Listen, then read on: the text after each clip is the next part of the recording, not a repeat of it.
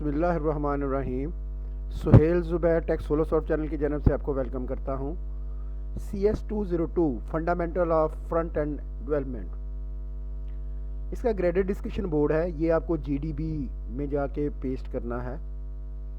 मैं आपको पूरी डिटेल समझाऊंगा, एक्सप्लेन करूंगा। चैनल सब्सक्राइब नहीं किया हुआ तो चैनल ज़रूर सब्सक्राइब करें, वीडियो को लाइक और शेयर करें। ये आप लोगों का फर्स्ट सेमेस्टर है और उसका GDB है। ये एक बात याद रख लें, इसके 5 मार्क्स होते हैं। 2 असाइनमेंट्स करें और एक GDB। समझें एक ही बात है, तकरीबन नहीं, एक असाइनमेंट और एक GDB, क्योंकि असाइनमेंट के 10 मार्क्स होते हैं ओवरऑल और एक असाइनमेंट के 5 होते हैं। GDB अकेला 5 मार्क्स का होता है। मेरे चैनल पे आपको GDB, क्विज, असाइनमेंट सारा कुछ मिलता है, एक्यूरेट और परफेक्ट मिलता है। चैनल सब्सक्राइब नहीं किया हुआ तो कर लें, वीडियो को लाइक और शेयर ज़रूर कीजिएगा। मैं अब आपको GDB पहले एक्सप्लेन करता हूँ, फिर सॉल्यूशन देता हूँ उसका। अच्छा, मैं टाइम वेस्ट किए बगैर काम करता होता हूँ। वो कहता है कि जी आपने ना CSS पढ़ी है, उसमें 2 तरह से सिलेक्टर होते हैं। एक ID मतलब div ID equal to this, एक क्लास। क्या आप एक क्लास बना के रख लेते हैं और जहाँ पे वो क्लास अप्लाई करेंगे उसकी फॉर्मेटिंग वैसी हो जाएगी। 2 तरह से होता है। ID आपको हर एक के लिए अलग-अलग बनानी पड़ती है और क्लास एक ही होती है और वो सब पे अप्लाई हो जाती है। तो कहता है दोनों में से बेस्ट कौन है। देखिए मैंने आपको बड़े आसान अल्फाज में समझा दिया।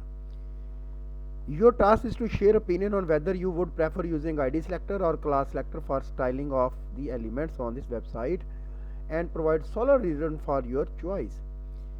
When forming your opinion, it is essential to consider factors such as specificity, reusability and maintainability. Support your opinion with clear example and explain how your choice along with best practices in CSS development. तो आपको example भी देनी है। अब देखिए हमें कौन कौन से फैक्टर्स बताए गए थे। Specificity, reusability, maintainability. Support your opinion with clear example and explain how your choice align with best practices in CSS development. In the context of styling a handmade craft website, I prefer using class selector over ID selector for the following reason. Specificity.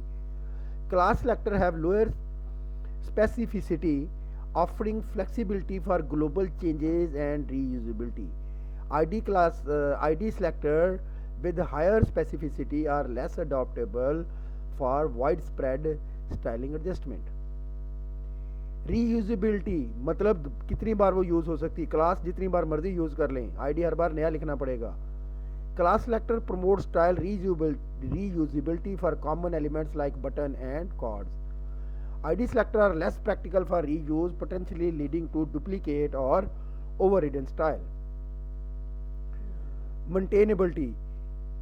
Class selector contribute to more maintainable code base, enabling easy global changes. ID selector, due to their specificity, complicate making widespread adjustment. Best practices using class selector align with the best CSS development practices, fostering a modular and scalable approach. ये मैंने उसकी example दी है। Button class देखें कैसे class apply होती है। Class में हमने CSS लिख के रखी हुई है किसी में, प्राइमरी बटन बाय नाउ। अब आप जिस मर्जी के ऊपर जाके ये क्लास अप्लाई करेंगे, इसकी फॉर्मेटिंग वो हो जाएगी।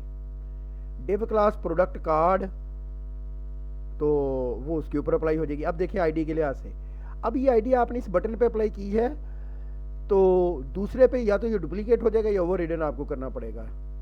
ये देखें, अगर आपने दोबारा बटन के ऊपर अप्लाई करनी है तो इसकी ID बाई नाउ की जगह पे कुछ और रखना पड़ेगा आपको, और प्रोडक्ट कार्ड की जगह पे आपको कुछ और ID रखनी पड़ेगी। बेशक उसी को कॉपी पेस्ट कर लें आप, सिर्फ उसकी ID बदल दें। तो ये होता है जी ID और क्लास के अंदर फ़र्क। विद एग्जाम्पल मैंने आपको बता दिया है। अब आपको जो समझाने लगा वो क्या करना है।